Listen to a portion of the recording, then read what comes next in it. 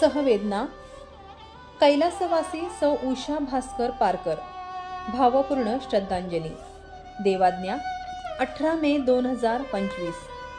तीर्थस्वरूप आईला देवाज्ञा झाल्यानंतर आम्हा सर्व कुटुंबियावर दुःखाचा प्रचंड मोठा आघात झाला. आई आम्हा सर्वांचा आधार होती. तो मायेचा आधार तुटून पडल्याने अक्षरशः मन विदीर्ण झाले. फार मोठी पोकळी निर्माण झाली.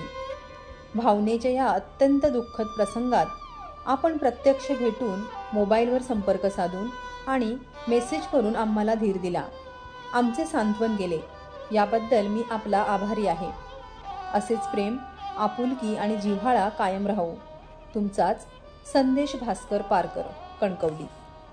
सदैव स्मरणार्थी पती श्री भास्कर दिगंबर पारकर, मुलगे श्री संदेश पारकर, श्री समीर पारकर, श्री कन्हैया पारकर, सुना श्री सौ समृद्धी पारकर, सौ सेजल पारकर, सौ कृपा पारकर.